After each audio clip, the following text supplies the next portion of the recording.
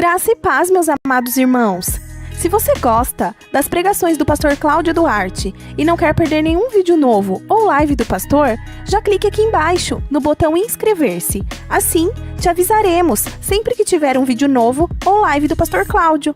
Muito obrigada por estarem aqui. Se inscrevam. Isso é muito importante para nós. Deus te abençoe. Graça e paz. Glória a Deus, mais uma vez juntos, para compartilharmos a palavra do Senhor. Eu quero fazer uma reflexão com vocês aqui sobre uma temática que é, obrigado, campeão, o que eu mais tenho feito, basicamente, nos últimos tempos. Falar de relacionamentos, falar do desafio de conviver em família, e não apenas em família, né, mas viver num ambiente conjugal e viver a diversidade de todos os relacionamentos interpessoais, que não são fáceis. É importante que você entenda que a Bíblia sempre está focada em duas vidas. Quando você vai ver a carta do Apocalipse, uma das propostas é: ao que vencer, não sofrerá o dano da segunda morte. A Bíblia aqui nos expõe que há duas mortes, porém duas vidas. A conotação morte aqui quer dizer apenas separação. Quando a primeira morte acontece, é quando o espírito se ausenta do corpo, então o corpo perde a vida. Ou seja, quando há a separação do espírito do corpo, há a primeira morte. Porém, a segunda morte para acontecer é quando a alma se separa de Deus. Quando a Bíblia diz que ao que vencer não sofrerá o dano da segunda morte, é porque Davi disse a seu filho Salomão, quando estava morrendo: eu sigo pelo caminho de todos os homens, eu estou morrendo, meu filho. Mas Davi sofre o dano da primeira morte, mas não sofre o dano da segunda morte. Quando nós entendemos isso, eu acho que fica muito mais fácil nós nos relacionarmos. Aprenda uma coisa: ter nele a vida eterna, não por merecimento. Principalmente nós que somos casados, que conhecemos muito bem nosso cônjuge, provavelmente você sabe que seu cônjuge não mereceria ir para o céu. Aliás, você acha que ele nem veio de lá para a sua vida. Certo? Mas por que ele vai? Por causa da graça, um favor que ele não merece. Tá certo? Quem aqui acha que sua sogra merece ir para o céu? Então, pautado aí numa brincadeira, é só para você entender. Mas a graça me coloca no céu por um favor que eu não mereço. Então a graça me auxilia a não viver o dano da segunda morte. Mas a graça não me ajuda a viver uma vida íntegra nessa terra. É muito importante você entender isso. Por que eu sempre falo isso? Se você me acompanha, você sabe. A minha preocupação, ainda que seja com o alcance das pessoas que não conhecem a Cristo, eu tenho uma preocupação muito grande com a qualidade de vida que as pessoas vão manter nessa terra antes de sofrer o dano da primeira morte. Falar de relacionamento hoje eu acho algo altamente pertinente, porque hoje eu vejo as pessoas extremamente atrapalhadas para lidar com seus relacionamentos. Eu não me caso, eu vou viver junto. O máximo que eu faço é um contrato de casamento, né? Uma união estável. Por quê? Porque eu não sei se vai dar certo. Eu não estou muito certo desse negócio. Esse troço é um negócio meio complicado. Então eu não quero me envolver com um nível de comprometimento tão grande. Colocar o nome de outra pessoa, certo? No meu. Ter que trocar algumas documentações. É muito complicado. É muito arriscado, a probabilidade de não dar certo é muito grande. Então eu quero um nível de comprometimento menor. Por quê? Porque se não der certo, a gente termina isso de uma forma mais fácil. Numa época não muito longe desses dias, por que temos filhos? Por que trazer um número grande de filhos? Porque eles dividem atividades, porque eles somam na força, porque eles trazem mais recursos, porque filho é uma bênção. Sim, eles dão despesa, nada, eles diminuem despesas. Essa era a visão. É difícil educá-los? Nada. O que eles precisam é de exemplo. Nós olhamos para a geração de hoje, grande parte não quer se casar. Meu corpo, minhas regras, sexo livre, uma ausência de comprometimento total, filhos, nem pensar. Ele engorda. As mulheres depreciam seu corpo, não deixa a gente dormir, gasta dinheiro, quebra tudo, é escola. Você tem um menino e não sabe se vai ser menino ou menina. Você tem uma menina e não sabe mais. Então é muito perigoso, é muito arriscado. Então é melhor não ter, porque só dá despesa. Filho é uma droga, né?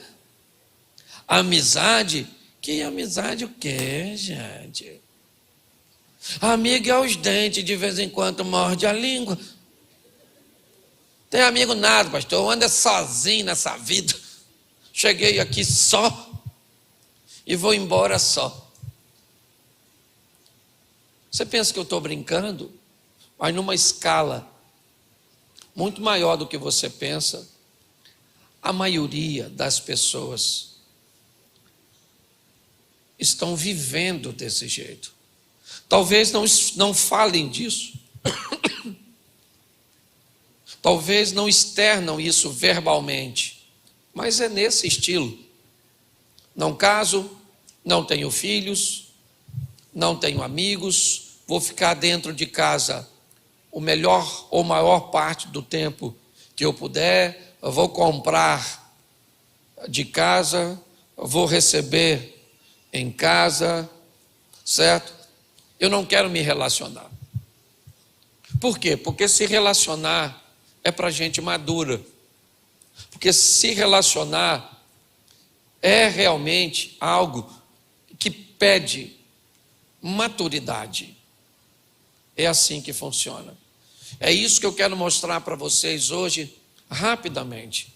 Eu já falei isso aqui. Tem gente que está tão decepcionado com gente que está vivendo com bicho, chamando até bicho de gente, chamando gato de filho, cachorro de filho. Frango, eu fui esses dias, eu falei isso aqui já. Eu fui tomar um café numa casa, a mulher chamou o que me parecia ser uma menina. Eu estava na porta da cozinha, entrei um pouquinho, sentei na mesa, assim na cadeira, estava tomando um cafezinho, e ela chamou o que eu achei que fosse uma menina. Entrou um frango. Um franguinho de pescoço pelado, bonitinha, uma franguinha. Eu fiquei olhando, e a franguinha respondia pelo nome. Até então, não achei estranho botar nome de gente em bicho, certo? Porque eu nunca vi, por exemplo, um menino chamado Rex.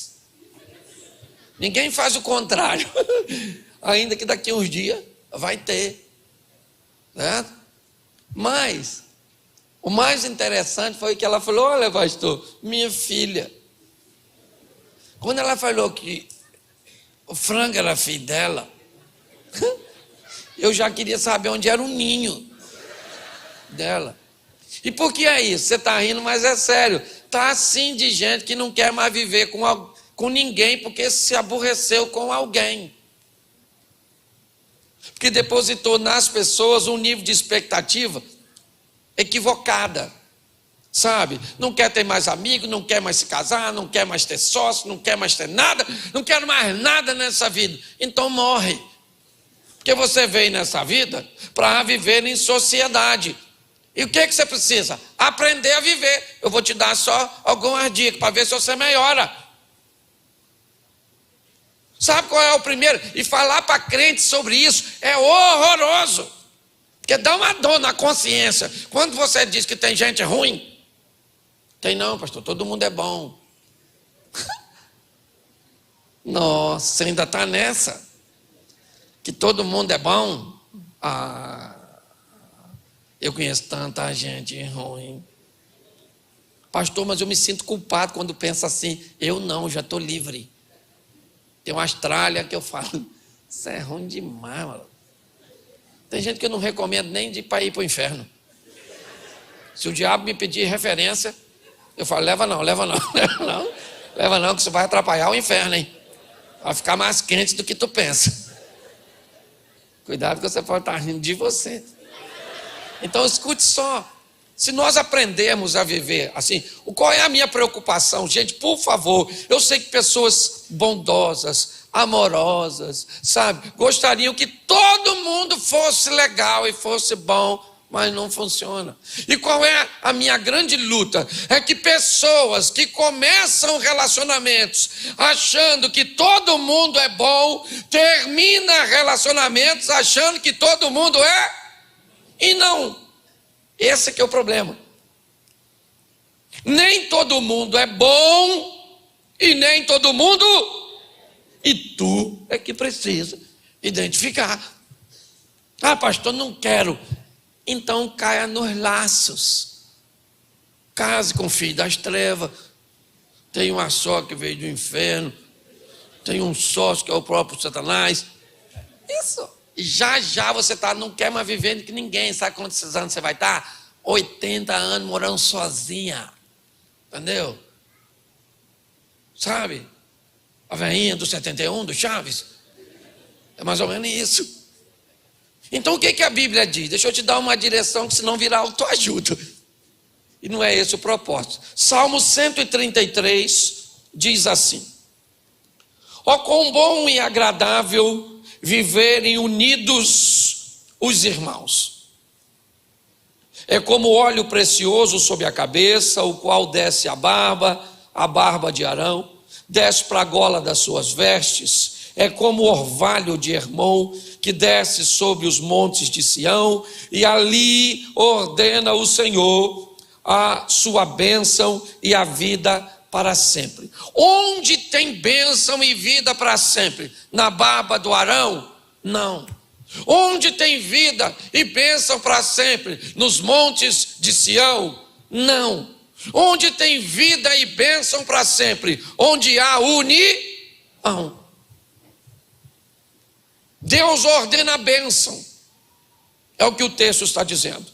Se tem alguém que não quer ver você abençoado, porque é tão difícil montar equipe num ambiente corporativo, montar uma equipe numa equipe, ou num ambiente futebolístico, montar uma equipe numa igreja, montar uma equipe numa família, porque a Bíblia diz que onde uma equipe está coesa, onde há união, o que acontece? O que a união atrai? A bênção. Se a união atrai a bênção, alguém precisa trabalhar para que a bênção não se estabeleça. E quem é esse? O mal. Por isso que inveja, competitividade, sentimento de inferioridade ou de superioridade sempre está inserido num ambiente onde pessoas tentam se unir em prol de um propósito. Por isso é tão desafiador, porque o Salmo 133 se cumpre, ele é a palavra do Senhor. Bom e suave é que os irmãos vivam em união. Não é bom e nem suave conseguir o resultado disso. Fazer as coisas certas para que isso aconteça. Isso não é bom, isso não é suave. Não é suave, nem bom, nem agradável estabelecer ambientes de tolerância. Não é bom nem agradável ficar orando por alguém grosso que você quer que mude para viver uma vida extraordinária. Isso não é bom nem agradável. O bom e agradável e suave é que a pessoa mudasse por si só, se conscientizasse por si só. Mas isso não acontece. Por quê? Porque se acontecer, traz bênção. Se traz bênção, o inferno perde. Então o inferno se levanta contra casais que tentam se unir. O inferno se levanta contra filhos que tentam ser amigos dos pais, ou os pais amigos dos filhos. O inferno se levanta quando você quer montar uma equipe coesa na sua empresa, no seu negócio, certo? Para desempenhar uma performance extraordinária de crescimento. O inferno se levanta quando você tenta montar uma estrutura coesa num ambiente religioso. Por quê? Porque se funcionar, atrai bênção e vida. Por isso que é tão desafiador. Só que, pastor, mostra pra gente um texto que me ajude a entender isso. Gênesis 11, a partir do verso 5, Torre de Babel. Após o dilúvio, o povo se concentra, há uma orientação para que eles se dispersem para povoar a terra. Eles não gostam muito disso, eles estão tão alinhados que eles não querem se separar. Está tão bom viver entre eles, que essa orientação não é bem vista. Se espalhar para quê? Se nós vivemos tão bem juntos, se há harmonia entre nós. Então vamos fazer o seguinte: vamos construir uma torre, vamos fazer algo grande, vamos fazer algo suntuoso, vamos fazer algo de expressividade, juntos. E eles começam a trabalhar juntos. O texto diz que Deus desce para ver o que eles estão construindo. E Deus diz: esse povo tem uma só língua, esse povo tem só um objetivo, esse povo está coeso, ele está ajustado. Não há limitação para eles. Eles são capazes de fazer o que eles quiserem. Por quê? Olha só. O que Deus está dizendo, apesar do texto ou da ação preceder o texto, mas a Bíblia diz que o texto já existia antes de tudo. O sangue de Cristo já era conhecido antes da fundação do mundo.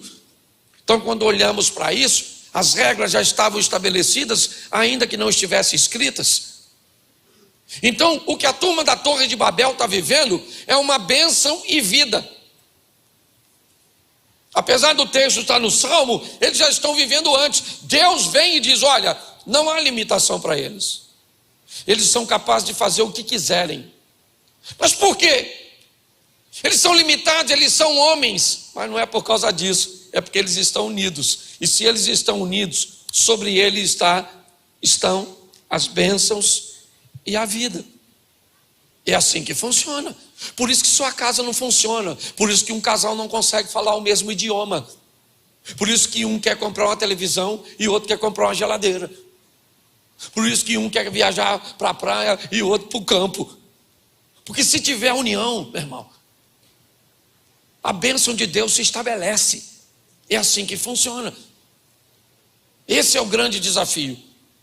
E o que Deus diz? O único jeito de fazer com que eles se separem é causar confusão? Não, Deus não é Deus de confusão. O que eu vou fazer então? Vamos estabelecer grupos que falem a mesma língua. E nós vamos continuar promovendo a união. Porém, nós vamos produzir uma união fracionada. Tá certo? Os grupos que falam a mesma língua, o grupo que fala a mesma língua caminha para um lado, o outro grupo que fala o mesmo idioma caminha para o outro grupo continua. E o que eles vão estar fazendo? Promovendo a união. Agora de uma forma fracionada, mas Deus não causa confusão. Apesar de algumas traduções optarem por uma forma errônea para mim, de dizer que houve uma confusão de línguas, não. Foi um fracionamento da união. Eles saem dali unidos. O que vai acontecer no percurso é outra história. Porém, eu tenho que entender uma coisa, e isso fica fácil para mim quando eu vejo o salmista dizendo mais à frente, Salmo 115, 16 ou 17, por ali, onde ele diz: bendito é aquele que vem em nome do Senhor. Preste atenção, todos os dias, pessoas estão buscando se introduzir, se inserir na sua vida, mandando propaganda de seus produtos, de seus serviços, de seus negócios, buscando chamar a sua atenção, fazendo solicitações de amizade, de proximidade, buscando contato com você na igreja, na escola, no trabalho, na rua. A vida está o tempo inteiro lhe enviando pessoas. E a Bíblia diz que bendito é aquele que vem em nome do Senhor. Seria muito legal que todas as pessoas que chegassem para você já chegassem selecionadas, fossem pessoas que vinham em nome do Senhor. Mas enquanto o bem manda pessoas para você, o mal também manda. Para quê? Para dificultar a sua escolha. Se todos aqueles que vêm em nome do Senhor, você não precisa selecionar, é só receber todo mundo, e eles já vêm benditos. Porém o diabo também tem filhos. Porém o mal também pega pessoas e manda para você. Porém eles chegam para você parecendo-se, intitulando-se benditos. Quem aqui já não recebeu uma pessoa no começo que trazia consigo um modelo angelical, e depois você descobriu que aquela pessoa era um demônio, uma peste, uma praga?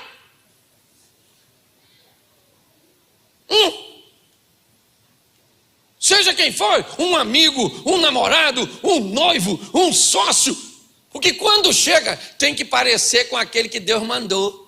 Então chega tão gentil. O namorado seu, nossa,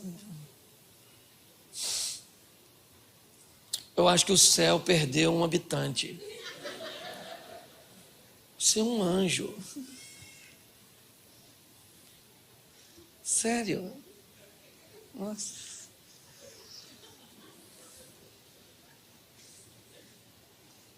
Você é lindo, maravilhosa.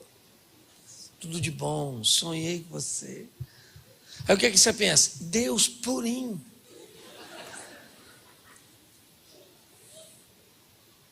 Pode notar. Tem gente que está tão carente que qualquer um que chega é de Deus.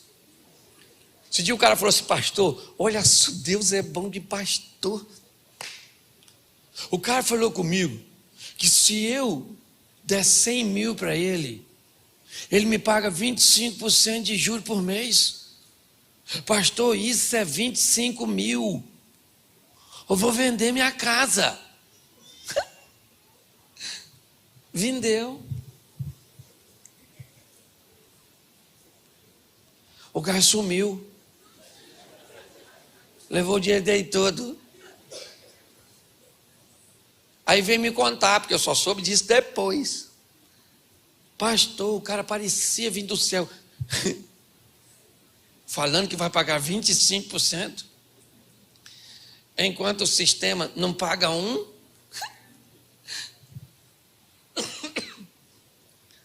Você não viu que era o Satanás? Não, a ganâncias tomou conta. Então tem gente, eu vou falar para você, desculpa que eu vou falar, que eu estou na igreja que eu também me considero pastor, burro.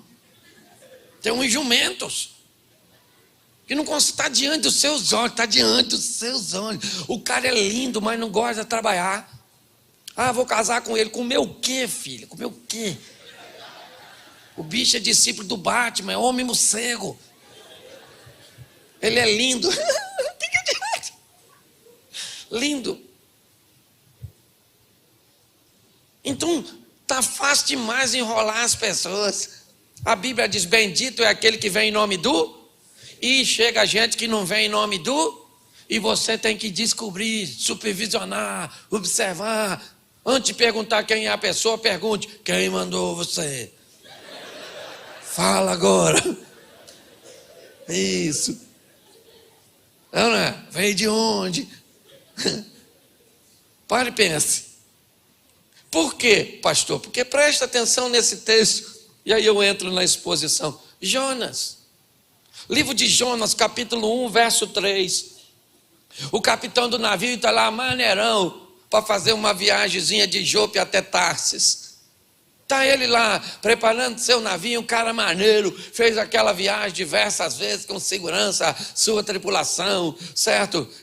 Todos os seus passageiros, todas as cargas, está ele lá, até que um dia o Jonas entrou no navio dele.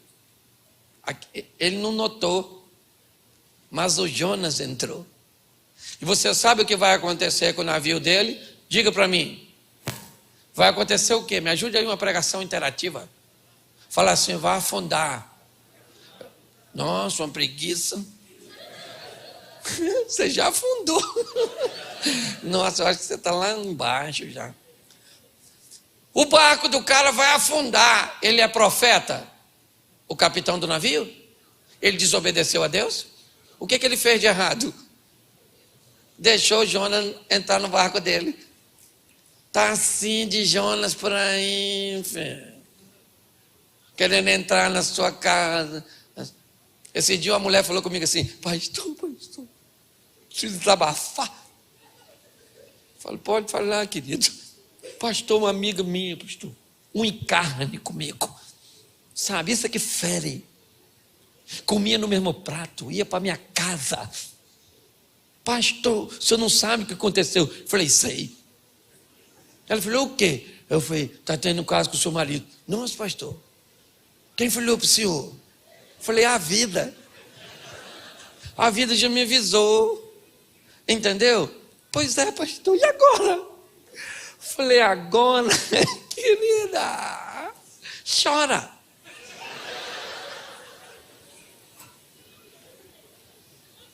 Porque pessoas sequer são capazes de entender quando isso está acontecendo.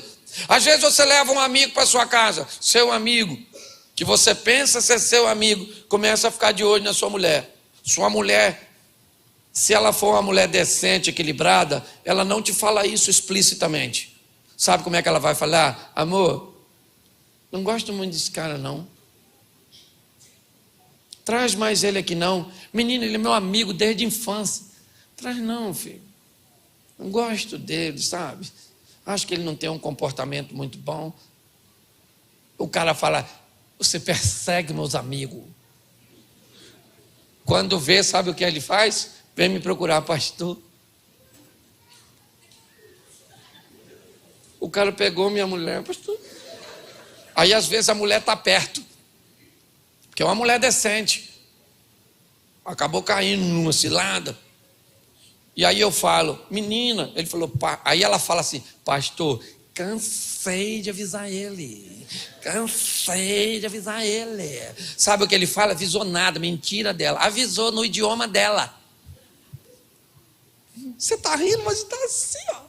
Provavelmente você está rindo que está lembrando de alguém que aconteceu isso. Porque a vida está o tempo inteiro. Então deixa eu te falar uma coisa. Se você vai viver com gente, primeiro, aprenda que quando alguém chega para você, ela chega trazendo consigo afinidades e diferenças. Gente que se aproxima de você tem coisas que aproximam você e tem coisas que distanciam, afinidades e diferenças, virtudes e defeitos. É assim que funciona. É desse jeito. Então as pessoas estão chegando. Vai te ajudar muito, muito, muito, se você já definir para você mesmo que tipo de relacionamento você quer manter com aquela pessoa.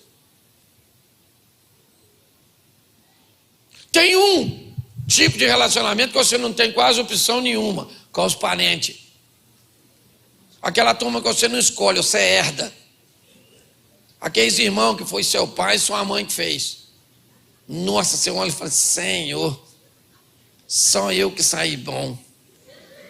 E seu irmão fala assim, meu Deus, só eu que dei certo. Aquela turma que você basicamente não tem como evitar. Você pode até não ir em festa para não ver, mas vai ter que ir velório. Tem uma turma que você não tem escolha e vai ter que aprender a viver. Sobrinhos. Até umas crianças tão terríveis que a mãe coloca 2 nomes para fracionar quem está dentro dela. Carlos Henrique. Chega domingo, o menino chega, você pergunta, o menino não veio não? E o garoto lá no canto diz, viemos. Você ri, mas é assim mesmo, o negócio, numa linguagem carioca, o bagulho é doido. Então tem aquela turma que você vai ter que aprender a conviver. Uns serão mais próximos, outro mais distante, outro você vai ter que botar no lugar dele, mas tem a família. E pensa num troço complicado. Porque aí casa, aí vem as outras, os agregados. Você casou com a mulher, pensou que era só ela, ela tem mãe. 7 irmãos, parece Branca de Neve. Eu, na verdade, ainda tem uma bruxa que tem um espelho. Sim, esse é um tipo de relacionamento que basicamente você não tem muito o que escolher. Tem que fazer o melhor com o que tem. Entendeu? Ah, pastor, minha sogra é uma praga. Menino, ela nasceu depois que você casou? Nada, a velha já estava lá. Se fosse sua opção. Ou talvez você não tinha muito. Porque tem gente que passa dos 20 e poucos anos, né? Começa aquela cobrança, casou não, casou não, casou não. Casou não, casou não, casou não, casou não. Quem fala isso normalmente é casado. Pulou no buraco, quer ver os outros também. Quem tem filho que bota pressão em quem não tem. Vai ter filho não, vai ter filho não? Vai ter filho velha? Vai ter filho não, vai ter filho não, né? Tem que fazer um filho logo, tem que fazer um filho, que esse menino precisa. Eu nunca vi ninguém que não tem filho pressionando.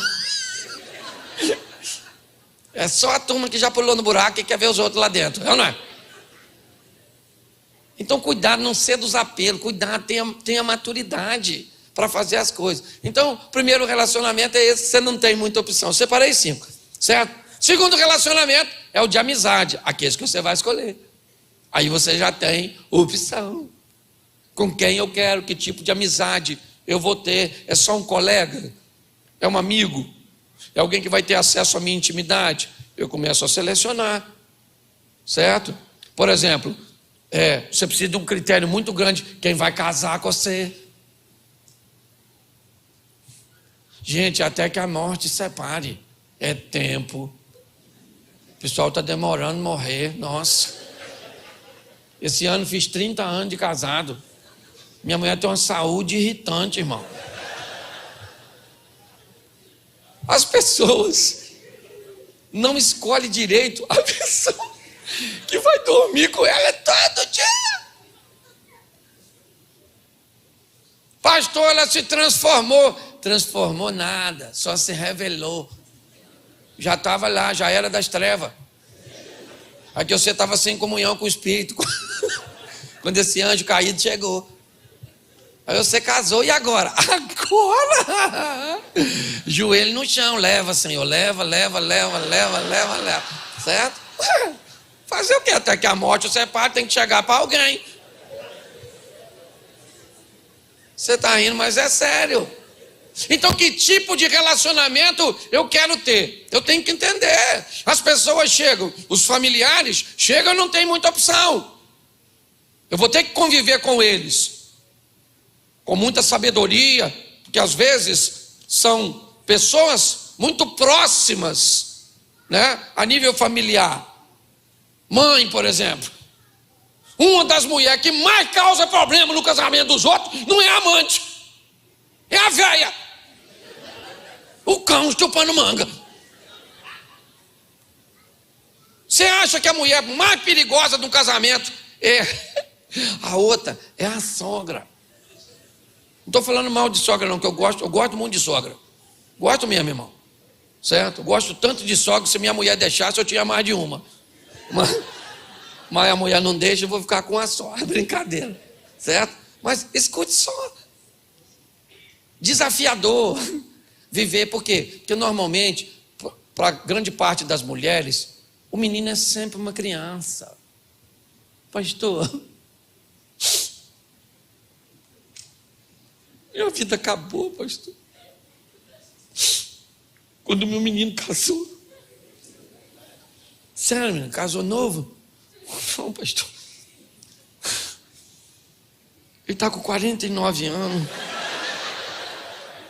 Ele casou tem 15 dias. A senhora era mãe de Peter Pan, não é possível. A senhora deve ser sininho na terra do nunca. Libera o garoto, que já é um velho. Já está quase aposentando, é o menino dela. É a menina dela que quer mandar em tudo. Para comprar tem que pedir autorização. Ô rapaz, se você não consegue se libertar de uma mulher, não se aliança com outra. Sua mãe é linda, maravilhosa, salve, salve, beleza. Mas quando você casa, você tem que avisar a velha: mamãe, a partir de hoje, nesse filme, a senhora é coadjuvante.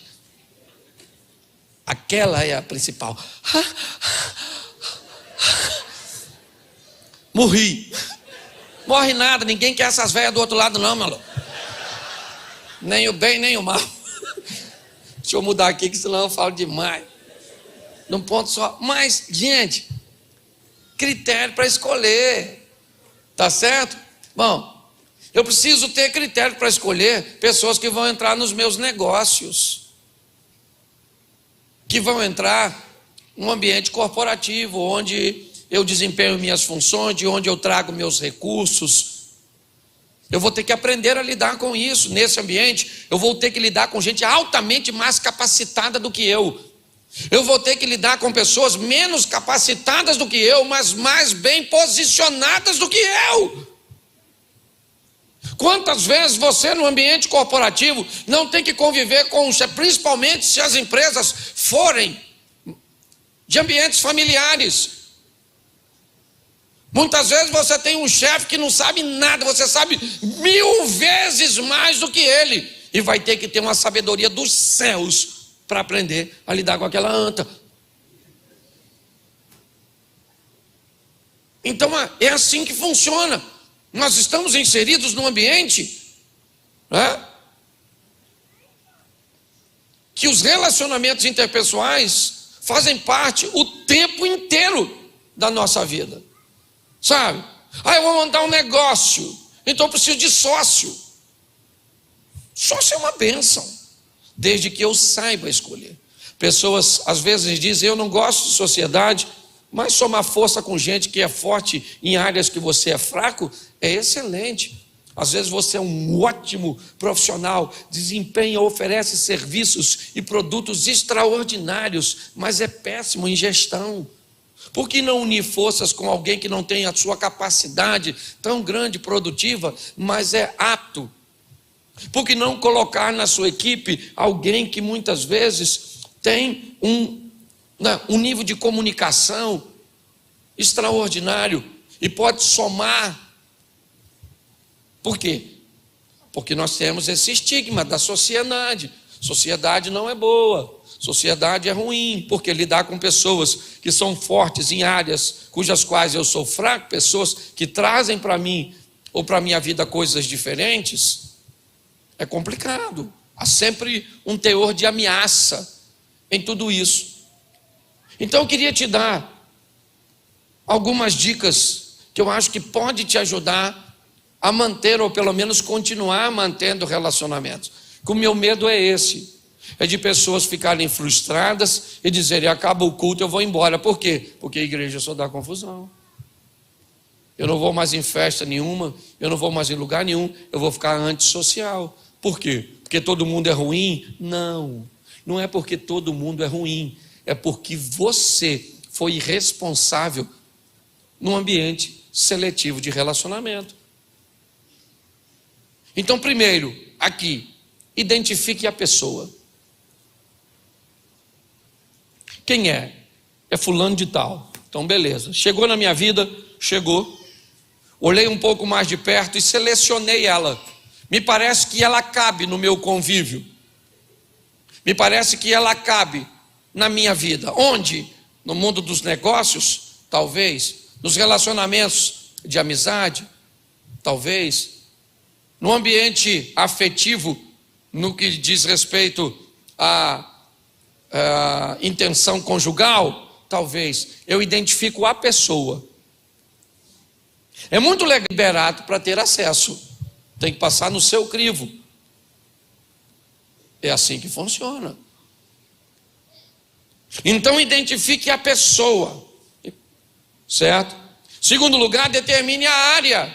Como eu disse, qual área essa pessoa está entrando? Ela pode entrar como amigo e terminar como cônjuge. Ela pode entrar como um amigo distante e terminar como um sócio. Ela pode migrar, porque ao longo do tempo você vai fazendo nesse relacionamento uma avaliação. Pare de receber todo mundo do mesmo jeito, isso vai te dar problema. Se você já identificou a pessoa e determinou a área, estabeleça agora a distância que a pessoa vai ficar. A que distância ela vai ficar da sua vida, da sua intimidade, dos seus negócios, dos valores que você arrecada, de sua intimidade, de suas fragilidades. Você não pode trazer todo mundo para uma proximidade muito grande, sem saber quem a pessoa é, porque muitas vezes ela pode não ser enviada do Senhor, e ao invés dela te ajudar e te beneficiar, ela vai te prejudicar. Outra coisa, defina o protocolo, defina como funciona a sua vida. Sabe qual é o erro de alguns pais? Olha, fulano faz isso na casa dele, lá pode fazer. Não é assim que se fala com filho. Filho é assim, o protocolo aqui de casa não é esse. Não interessa onde funciona, se você tem suas amiguinhas na escola que não fazem nada, não lavam uma louça, não lava a calcinha, não faz nada dela, não interessa. Isso aí é lá, o protocolo aqui de casa é esse. E quem come do meu feijão tem que dançar a minha canção. Nossa, pastor, ditadura? Não é nada disso não. Hoje tem que bater no quarto do filho para entrar. Meu filho, posso entrar? Eu não estou dizendo, se você é um homem, você vai pegar a sua filha, né? Mas se sabe que está tudo aqui, tem que dar uma batida, sem avisar, uma incursão.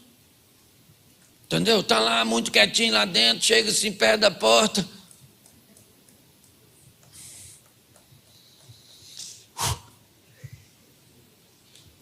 Mão na parede, encosta, tira a mão do teclado.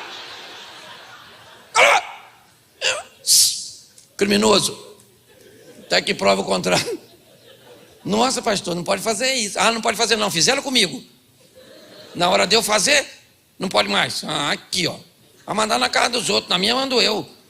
Falei para meu filho esse dia, eu vou bater em você. Ele falou, não fiz nada. Falei, eu não quero justiça, eu quero vingança. Protocolo.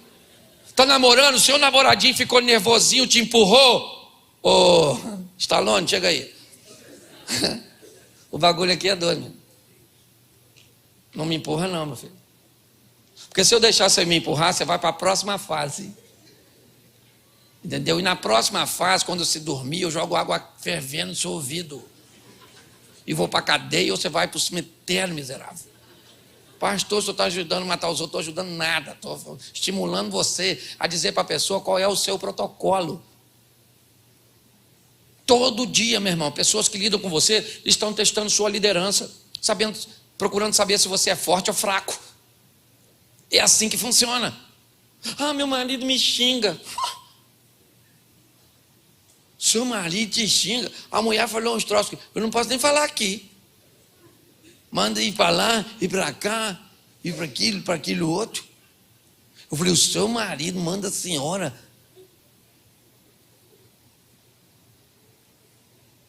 Eu falei, não acredito. Manda, pastor. Manda. Eu falei, não chora não, maluco. Foi você que deixou.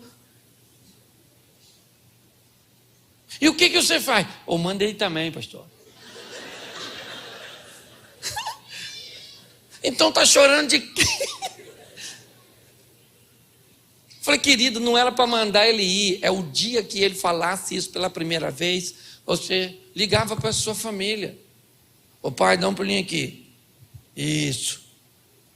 Traz os meninos aí também. Isso. Pai, ó, mandou eu ir naquele lugar lá. Eu não sou mulher. Avisa ele que da próxima vez eu vou embora e vocês vêm aqui dar uma coça nele. Mas não, sabe o que acontece? Você vai tolerando. Você não define como é que vai ser. Então as pessoas vão descobrindo como é que te trata. Como é que lida com você. Para com isso. Para com essas coisas. É assim que funciona. Se você não estabelecer o seu protocolo, se você não dizer, pode ser quem for, meu irmão. Temperamento é temperamento. Eu entendo isso e respeito. Tem gente que é explosivo, tem gente que é mais, tem gente que é isso, que é aquilo outro. Beleza, tem todo o direito de ser assim. Você só não tem direito de conviver com ninguém, se você não sabe tratar bem as pessoas. E é assim que funciona. O certo era você ser banido dos relacionamentos interpessoais. Ah, porque eu sou nervoso, porque papai era assim, mamãe era assim, é genético. Ah, genético. Certo? Então aprenda uma coisinha, e eu termino aqui. O dia que pessoas descobrirem que você tem coragem para promover e para rebaixar quem se relaciona contigo, ela te respeita. Pode ser quem for, meu irmão. Ultrapassou seu protocolo, comigo não se relaciona desse jeito. Há um tempo atrás, um cara que eu tinha um relacionamento com ele legal. Ele foi na minha casa e fez algo que eu não gostei. 3 meses depois de fazer 2 atividades na minha casa e ele não estar presente, ele me abordou. Pô, Cláudio, primeira vez eu não falei nada, mas a segunda vez você fez uma reuniãozinha e não me chamou, e eu falei, provavelmente isso vai levar mais uns 6 meses. Ele disse, por quê? Eu falei, porque você fez aquele dia, e você sabia que não faz parte do protocolo da minha casa usar aquele tipo de vocabulário. Eu falei, amigo, ou você corrige a postura para voltar a participar, porque gente com esse tipo de comportamento não cabe no meu futuro. Aquela de mosquitinho. Falei, meu irmão, Deus te abençoe, ok? Se corrigir a postura, volta de novo. Porque aprenda uma coisa, quem te machucou uma vez, não necessariamente te machuca para sempre. Pare de dizer, fez comigo uma vez, não faz mais. É? Porque você não erra com os outros, não. À medida que você pensa. Aí outra coisa, pastor, eu perdoo, mas a pessoa lá e eu cá. Isso é maravilhoso. O problema é que com a medida que você mediu, você vai ser medido. Imagino eu, Jesus, falando, claro que eu te perdoo. Você lá e eu cá. Aí você dançou. Então dê sempre a oportunidade à pessoa para voltar. Dê sempre. Se há arrependimento, se há mudança de vida, porque isso é viver com gente. Hoje eu não tenho inimigo. Eu praticamente não me aborreço com ninguém. Por quê? Porque eu tenho a linha, eu tenho protocolo. Ultrapassou, afasto. Queridão, a partir de hoje não dá. Pastor, mas beleza, querido. fica aí um tempinho, a gente pode ter esse tipo de relacionamento, mas esse aqui, você não vai ter mais. Pelo menos por enquanto. Não estou dizendo que é para sempre, mas por enquanto até você se reposicionar. Se você conseguir fazer isso, seja com quem for, seu filho grita com você, seu filho xinga você,